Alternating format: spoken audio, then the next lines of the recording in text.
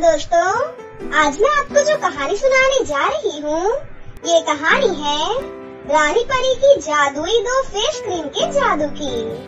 तो चलिए दोस्तों, देखते हैं आज की ये कहानी। झारखंड के एक गांव की बात है। करीमपुर गांव में एक निराली नाम की औरत रहती थी।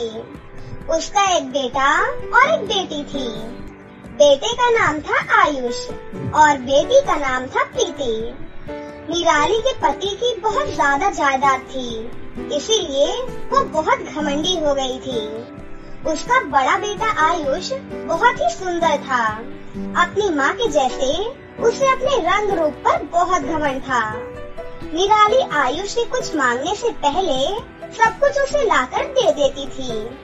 उधर उसकी छोटी बेटी प्रीति अपने नाम के जैसे सुंदर तो नहीं थी, पर उसका मन बहुत सुंदर था। खूबसूरत ना होने के कारण उसे अपनी माँ का ज्यादा प्यार नहीं मिला और ना ही उसका भाई उसके साथ अच्छे से बात करता था। उसकी माँ उससे घर का सारा काम करवाती थी। वो भी खुशी खुशी सारा काम करती। छोटी उम्र से ही उसे किचन का सारा काम आ गया था। एक दिन निराली आयुष से बोलती है, बेटा, मैं सब्जी लेने के लिए बाजार जा रही हूँ, क्या तुम मेरे साथ चलोगे? नहीं माँ, मुझे नहीं जाना। अरे, तुझे नए कपड़े चाहिए कि नहीं? आयुष बहुत खुश हो जाता है और बोलता है, अरे मेरी प्यारी माँ, चलता हूँ ना आपके साथ। आप तो बुरा ही मान गई। अच्छा, अब ज्यादा मस्का मत लगा माँ को। मुझे भी नए कपड़े लेने हैं अपने लिए। आयुष प्रीति को आवाज देता है, प्रीति, जल्दी चलो, माँ के साथ बाजार जाना है। तीनों बाजार के लिए निकल जाते हैं। बाजार में जाकर वो पहले सब्जी खरीद लेते हैं। बेटा प्रीति, बात सुनो, तुम ये सब्जियों का बास्केट लेकर घर चली जाना। हम दोनों को नए कपड़े लेने हैं। तुम जाकर खाना बना लेना, हम जल्दी घर आ जाएंगे। प्रीति उदास हो जाती है और अपनी माँ से कहती है, माँ, मुझे भी नए कपड़े चाहिए। कितने साल हो गए हैं, आपने मुझे कोई भी नया कपड़ा नहीं दिलाया। अच्छा ठीक है, तुम्हारे लिए भी ले आऊंगी। अब जल्दी से जाकर खाना बना लो। प्रीति खुश हो जाती है और सब्जियों की बास्केट लेकर वहाँ से घर चली जाती है। दोनों माँ बेटा शोरूम में जाकर कपड़े खरीदने लगते हैं और घर वापस आ जाते हैं। इधर प्रीति किचन से बाहर निकलती है। माँ, आप बाजार से आ गई, मेरी नई ड्रेस कहाँ है माँ? मेरे पास पैसे खत्म हो गए थे। तेरे लिए कोई पैसे नहीं बचे तो ड्रेस कहाँ से लेकर आती? माँ, ये तो गलत बात है। आपने भैया को 2 ड्रेस दिला दी है और खुद भी लिया है, पर मेरे लिए नहीं लिया। आप मेरे साथ हमेशा यही करती हैं माँ। ज्यादा चपड़ मत कर, चुपचाप जाकर खाना बना। तूने कौन सा कहीं पर जाना है? शक्ल देखी अपनी, घर और पैसे सब हमारे लिए है। प्रीति रोते हुए वहाँ से अपने कमरे में चली जाती है और रात को बिना कुछ खाए पिए ही सो जाती है।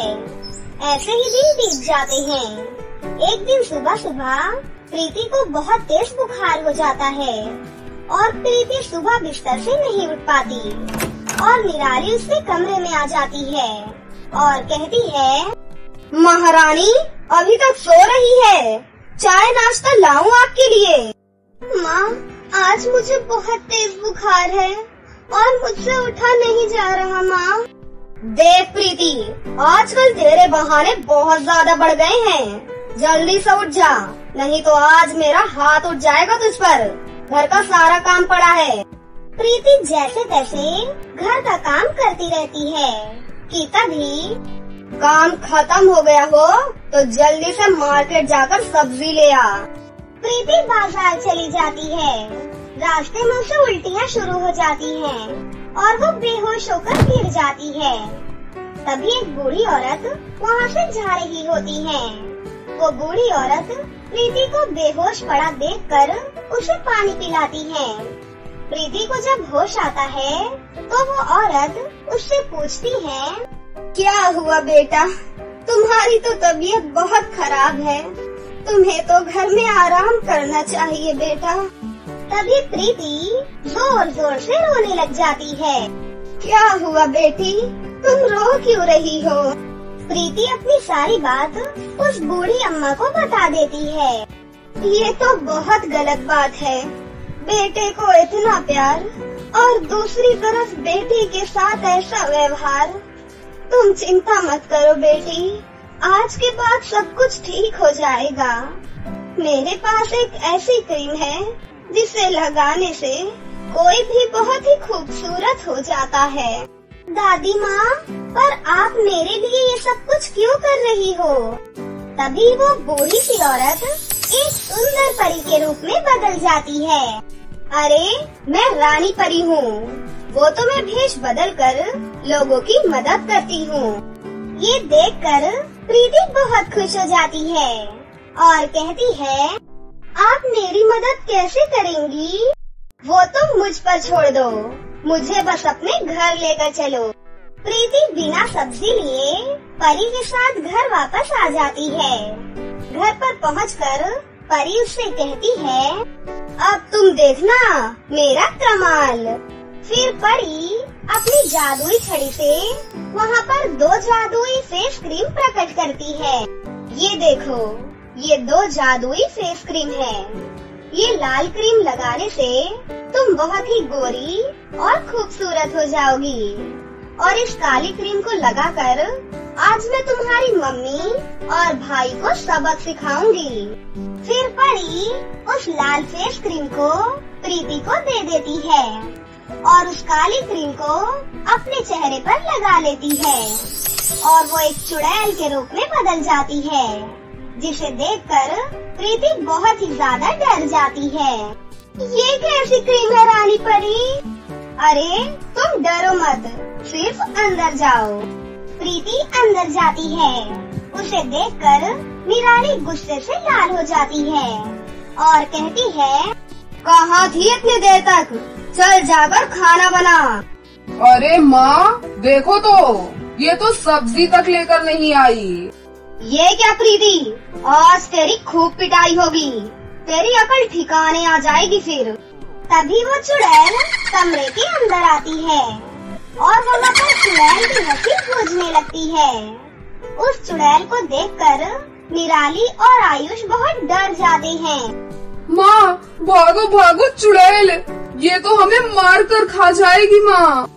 मैं आज तुम लोगों को खत्म कर दूंगी। तुम दोनों ने इस छोटी सी बच्ची का जीना मुश्किल कर दिया है। जैसे मैं एक खतरनाक और बदसूरत चुड़ैल हूँ, वैसा ही बदसूरत मैं तुम्हें कर दूंगी। फिर चुड़ैल उनकी खूब पिटाई करती है और उनको मार मार के उनके मुंह लाल कर देती है। बोल, तंग करेगी आज के बाद अपनी प्यारी बेटी को?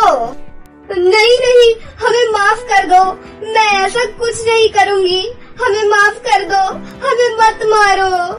तुम्हारा पति नहीं है तभी तुमको छोड़ रही हूँ। और हाँ, कोई काम करना शुरू करो, मुफ्त की जायदाद ज्यादा देर तक नहीं चलेगी।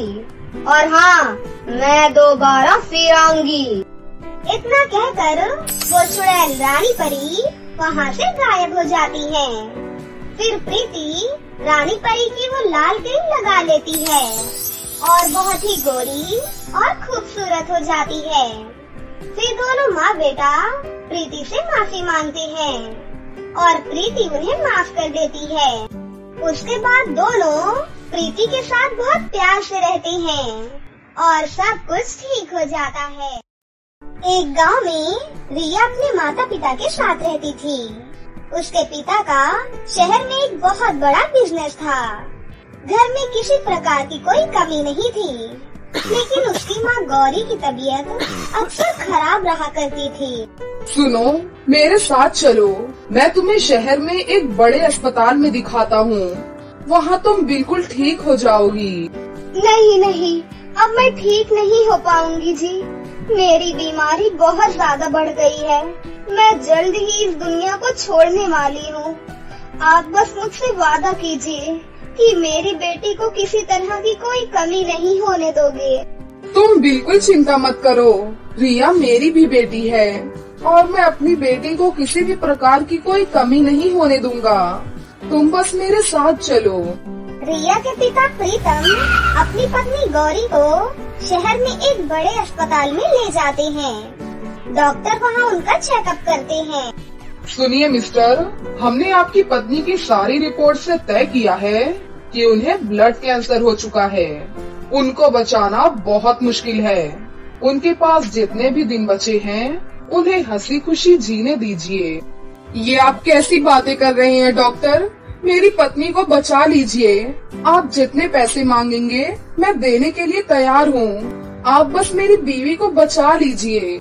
सुनिए, मेरे बहुत अच्छे दोस्त हैं आप, इसीलिए मैं आपसे झूठ नहीं बोलूँगा। आप अपनी पत्नी को किसी भी अस्पताल में ले जाइए, लेकिन ये ठीक नहीं हो पाएंगी। भलाई इसी में है कि इन्हें अपने परिवार के साथ हंसी खुशी जीने दीजिए। इतना कहकर डॉक्टर वहाँ से चले जाते हैं। आप क्यों इतनी चिंता कर रहे हैं मेरी? मैंने आपसे कहा था ना, मेरे पास ज्यादा समय नहीं बचा है। मुझे अपने परिवार के साथ समय बिताने दीजिए। मुझे घर ले चलिए जी। उसके बाद प्रीतम अपनी पत्नी को अपने घर ले आता है। कुछ दिनों बाद गौरी की मृत्यु हो जाती है। रिया और उसके पिता दोनों उसकी मृत्यु के बाद पूरी तरह से टूट जाते हैं। अब प्रीतम अपना काम छोड़कर अपनी बेटी की परवरिश में लग जाता है। एक दिन उसकी कंपनी का मैनेजर प्रीतम के पास आता है और कहता है, मुझे आपसे कुछ जरूरी बात करनी है। आपको तो पता है ना, आजकल आप काम पर ध्यान नहीं दे रहे हैं, जिसकी वजह से हमारी कंपनी को बहुत नुकसान हो रहा है। आप अभी के अभी मेरे साथ शहर चलिए और अपनी कंपनी पर ध्यान दीजिए। ये आप कैसी बातें कर रहे हैं? मैंने आपको कंपनी में किस लिए रखा है? आप कंपनी खुद चलाइए, उस पर ध्यान दीजिए। मैं अपनी बेटी को अकेला छोड़कर शहर नहीं जा पाऊंगा। घर में उसका ख्याल रखने वाला कोई भी नहीं है। सर, आपके बिना हमें कोई भी कॉन्ट्रैक्ट देने के लिए तैयार ही नहीं है। मैं सिर्फ कंपनी देख सकता हूँ, लेकिन जब तक हमें कॉन्ट्रैक्ट नहीं मिलेंगे तब तक कंपनी कैसे चलेगी सर? ये सारी बातें रिया सुन लेती है और कहती है, पिताजी, अंकल बिल्कुल सही बोल रही हैं। आप अपने काम पर ध्यान दीजिए। मैं अपना ख्याल खुद रख लूंगी पिताजी। लेकिन बेटा, मैं तुम्हें अकेला छोड़कर नहीं जा सकता। मुझे तुम्हारी बहुत चिंता होती है। अगर तुम्हें कुछ हो गया तो मैं जिंदा नहीं रह पाऊंगा बेटी। सर, आप बुरा न माने तो एक बात कहूँ? जी मैनेजर, कहिए। मुझे लगता है आपको दूसरी शादी कर लेनी चाहिए। इससे आपकी सारी समस्याएं भी दूर हो जाएंगी और गुड़िया रानी को उनकी माँ भी मिल जाएंगी। मेरी नजर में एक लड़की है, आप कहे तो मैं उनसे बात करूं? मैनेजर की ये बात सुनकर प्रीतम खुश हो जाता है। आप बिल्कुल सही बोल रहे हैं। मैं अपनी बेटी का अच्छे से ख्याल नहीं रख पा रहा हूँ। अगर इसकी माँ आ जाएंगी तो मैं अपने काम पर भी ध्यान दे पाऊंगा। आप एक काम कीजिए, बात को आगे बढ़ाइए। फिर कुछ दिनों बाद प्रीतम की शादी रानी नाम की एक औरत से हो जाती है। उसका पहले से ही एक बेटा था। वो शुरू में रिया के साथ बहुत अच्छा व्यवहार करती थी, लेकिन जैसे ही प्रीतम अपने काम के लिए शहर जाता है, वो रिया के साथ बहुत गलत व्यवहार करती थी। सुन लड़की, बहुत हो गया तेरा लाड़ प्यार। अब चुपचाप ये राजकुमारियों वाले कपड़े बदल और नौकरानियों वाले पुराने कपड़े पहन और अपने घर के काम में लग जा। ये आप कैसी बातें कर रही हैं माँ? आप मेरे साथ ऐसा क्यों कर रही हैं? क्या मुझसे कोई गलती हुई है? मैं तेरी कोई माँ नहीं हूँ, समझी? तेरी माँ मर चुकी है। मैं बस अपने बेटे बिट्टू की माँ हूँ। मैंने तेरे बाप से शादी सिर्फ पैसों के लिए की है, समझ आई तेरे? झाड़ू उठा और सफाई में लग जा, नहीं तो तुझे घर से बाहर फेंक दूंगी। रिया बेचारी घर के काम में लग जाती है। दोनों माँ और बेटा उसके साथ बहुत गलत व्यवहार करते थे। बात बात पर उसकी खूब पिटाई करते थे। माँ, आज मेरा ताजे ताजे फल खाने का मन हो रहा है। आप मेरे लिए ताजे ताजे फल ले आइए ना। हाँ हाँ बेटा, क्यों नहीं। सुनकर मोही, बाजार जाकर मेरे राजकुमार बेटे के लिए ताजे ताजे फल लेकर आ।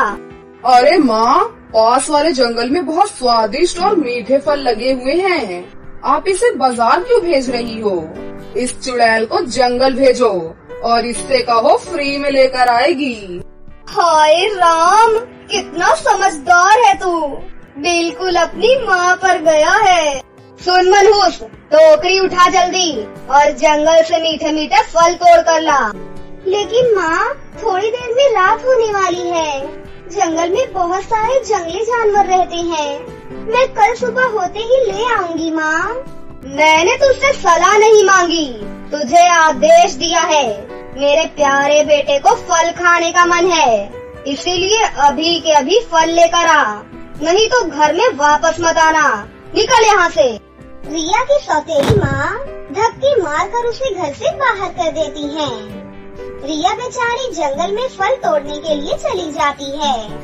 जंगल पहुँचते ही धीरे धीरे अंधेरा बढ़ने लग जाता है और जंगली जानवरों की आवाज आने लगती है। ये देखकर रिया डर जाती है। मेरी सौतेली माँ तो बहुत दुष्ट और पत्थर दिल की औरत है। मुझे यहाँ पर उन्होंने मरने के लिए भेज दिया है। पता नहीं आज मेरा क्या होगा। माँ, आप जहाँ कहीं भी हैं, मुझे देख रही हैं, मेरी मदद करो माँ, मेरी मदद करो। तभी वहाँ पर एक शेर आ जाता है। इसे देखकर रिया डर जाती है। हाँ, शेर, हे भगवान, मुझे बचाओ, कोई मुझे बचाओ, कोई तो बचाओ मुझे। तभी वहाँ पर उसकी माँ प्रकट होती है और वो अपने जादू से शेर को वहाँ से भगा देती है। माँ, आप कहाँ चली गई हो माँ? देखो न माँ, आपके बिना मेरी क्या हालत हो गई है। घर पर सौतेली माँ मुझे बिल्कुल भी प्यार नहीं करती माँ, मेरे ऊपर बहुत अत्याचार करती है। पिताजी भी मुझे छोड़कर शहर चले जाते हैं माँ। मैं सब जानती हूँ बेटी, तुम्हारे साथ जो कुछ भी हो रहा है वो मैं सब कुछ देख रही हूँ, तभी तुम्हारी मदद के लिए यहाँ पर आई हूँ। अब तुम्हें परेशान होने की कोई जरूरत नहीं है बेटी। उसके बाद उसकी माँ एक जादुई गाउन प्रकट करती है और कहती है, बेटा, ये एक जादुई गाउन है, ये तुम्हारी सारी समस्याएं दूर करेगा और तुम्हारी सौतेली माँ और उसके बेटे को सबक जरूर सिखाएगा। अब तुम यहाँ से घर लौट जाओ बेटी। उसके बाद रिया वो जादुई गाउन लेकर वहाँ से चली जाती है। काम चोर मनहूस, इतना समय कहाँ लगा दिया तूने? मेरा लाडला बेटा कब से फलों का इंतजार कर रहा है। और महारानी इतने सुंदर कपड़े कहाँ से लाई तू? जल्दी से निकाल और मुझे ला कर दे ये कपड़े। अगर आपके बेटे को फल चाहिए तो इसे बोलिए कि मैं इसकी कोई नौकरानी नहीं हूँ। और रही बात इस गाउन की, तो ये कपड़े आपको कभी नहीं मिलेंगे। देखो तो माँ, कैसे जुबान चला रही है। इसको खूब पीटो तो इसकी सारी अकड़ निकल जाएगी। उसके बाद रिया की सौतेली माँ उसे मारने के लिए जैसे ही आगे बढ़ती है, तभी हे जादुई गाउन, मेरी रक्षा करो और इन्हें सबक सिखाओ। तभी जादुई गाउन से एक तेज रोशनी बाहर निकलती है और दोनों माँ बेटे को उल्टा लटका देती है। अरे चुड़ैल, क्या मंत्र फूंक कर आई है? एक बार नीचे उतार मुझे, फिर देख मैं तेरी अकड़ ठिकाने लगाती हूँ। आने दे तेरे बाप को, तुझे धक्के मार कर घर से बाहर करवा दूंगी। तभी वहाँ पर उसके पिता प्रीतम आ जाते हैं और वो सारी बातें सुन लेते हैं। देखिए पिताजी, आपके जाने के बाद ये दोनों मेरे साथ कैसा व्यवहार करते हैं। मुझे माफ कर दो बेटा, मैंने तुम्हारे लिए इस दुष्ट औरत से शादी की। मुझे नहीं पता था कि ये तुम्हारे साथ ऐसा व्यवहार करेगी। दुष्ट औरत, अपने बेटे को लेकर यहाँ से दफा हो जा और कल तुझे डिवोर्स पेपर मिल जाएंगे। उसके बाद प्रीतम दोनों माँ बेटे को घर से बाहर कर देता है और खुशी खुशी अपनी बेटी के साथ रहने लगता है।